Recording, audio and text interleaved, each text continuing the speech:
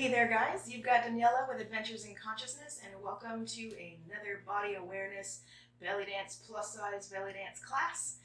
Today we are going to be going over and breaking down the movements known as the Taxim and the Maya, otherwise known as the vertical figure 8. Now this is something that eludes a lot of ladies and gentlemen who belly dance. That eludes a lot of people, and personally for me, it did take me a hot minute for my muscles to be able to figure out what it is I was asking them to do. But I'm going to break that down for you so that you can get a better practice with it. So I'm going to go ahead and assume that you've done a little bit of warm-up, that you've done a little bit of stretching, and that everything is nice and warmed up and loose. And we're going to start with getting into our belly dance posture here. I'm just going to get right into it. So belly dance posture here, as you know, knees bent, hips in, chest lifted, back, and up, right? So the Taxim and the Maya, depending on which style of belly dance that you are doing, has a little slightly different mechanic, is either a little bit more skeletal or a little bit more muscular. Muscular being the more, I would say, internal movement, where you're not lifting your feet and you are just moving everything, right? Whereas something that would be more skeletal, big, and more cabaret would be using your heels, right? So you're lifting and you're pushing, you're getting really big, right? Really, really big with it, okay? And both of them have their place. Both of them are beautiful. I use both of them all the time. So it really just depends for me as far as using belly dance as a structure for your sacred dance practice and your spiritual dance practice is learn everything. Learn how to do both styles and then let whatever comes to your body come, right? So that's always going to be my mantra and always going to be my motto anytime I teach any of these things. They're going to come from all walks of life and dance styles, backgrounds. There's so many different branches of belly dance, and they come from so many different branches of other dance from all over the world. So learn it and let your body use what it wants. That's the key. So Taxim and Maya.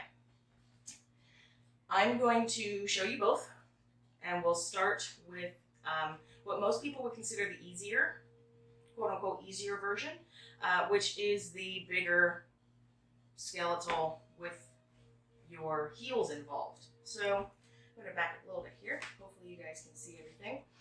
And we're going to start again in our belly dance posture. Get all nice and loose and limber, okay? Shake everything out. And you're going to start here. And you're going to almost, well not almost, you're going to lift your hip, right? I'm doing this a little cocky-footed because I turned, but, right? Lift, lift.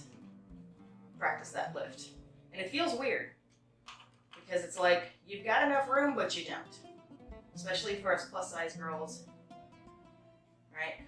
So you're just lifting and dropping. Same thing on the other side when you go to do the other side, right? You're just lifting that up. And I'm purposefully pounding the floor so you can kind of get an idea of, right, the power behind this one.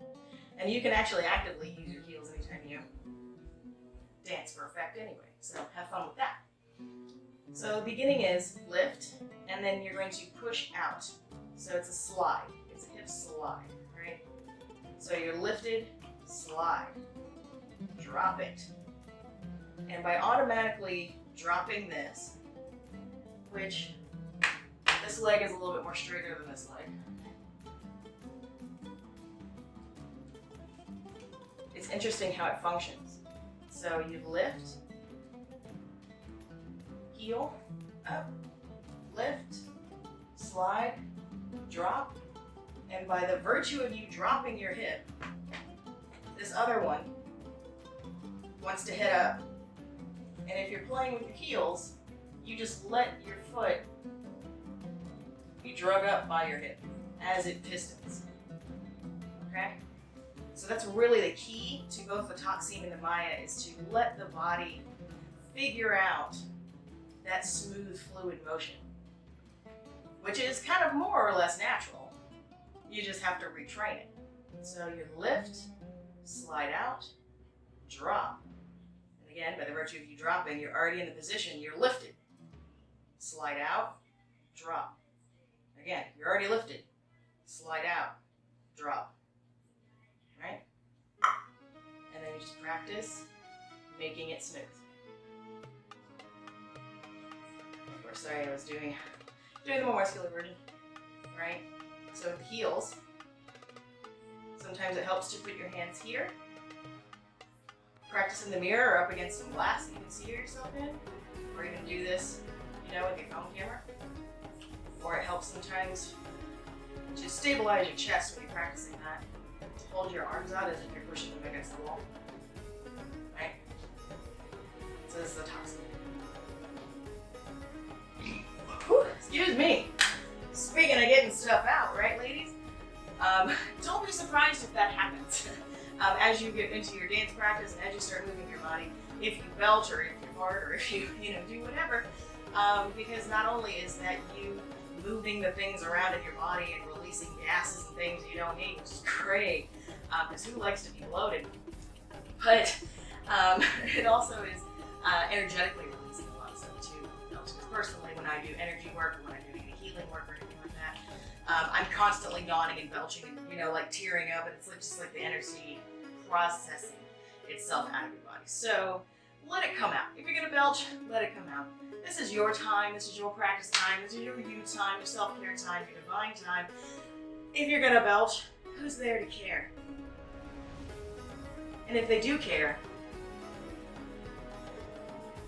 think about that. So, the Maya, getting back around to where we're going, the Maya is the same movement, just in reverse, right? So you're lifting up towards yourself, dropping and lifting up towards yourself.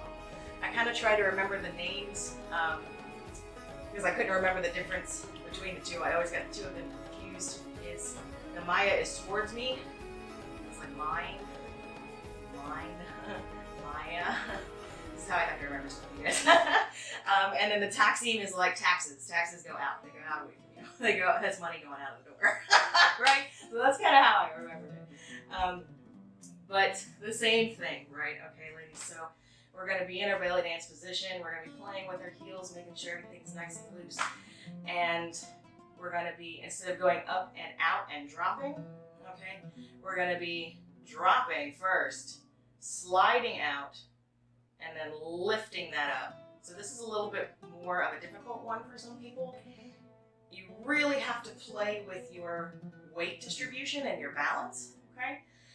That's going to be really important. So if you want to take time during, for instance, your dance stretching practice to play with your weight balance, right?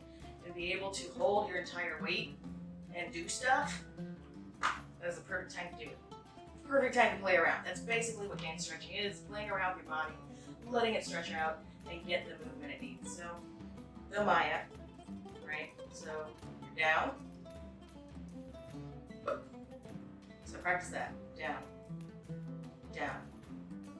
And that's literally just dropping that knee out, okay? Dropping it out. It's very easy, right? Okay? So you just, there we go. Dropping that knee out, sliding it across, and lifting it up. So this is a hip movement. This is actually using your obliques here. You're not actually using really your leg at all there, okay? This is you being able to move your hips independently of your leg, whether it's straight or not. And then, because again, of the piston, you're already in that downward position. Slide over, lift up. Slide over, lift up, okay? So doing it with big feet is you lift up that heel, right? Slide over and switch. So right here, right here is where you do this, right? See it?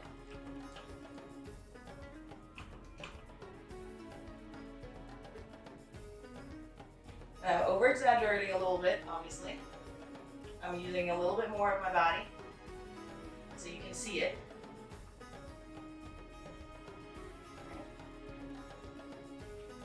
If you want to practice isolation. Right? It's the same thing if you want to make it just muscular. You're just going to scale that down a little bit and you don't lift up your heels. Right? Which is a much more snake-like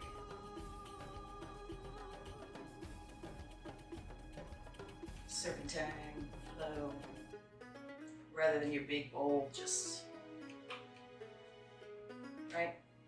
So they can both be used. Both styles of both the Taxim and the Maya can be used, and that's essentially how we break them down. If you need any more help breaking those things down, you can always reach out to me, and I would love to do another video that might help you. So, thank you for watching. If that helped you, if it didn't help you, let me know. Drop all your comments and questions and all of that stuff down in the comments below. I love to hear from you guys and what else you would like to learn, so share that with me. This has been Daniela of Adventures in Consciousness. Hopefully that helped you guys, and I will see you next time for another dance tutorial. Ooh. Oh, my belly beads all roll up. It's something I'm getting into too. Ask me about that later.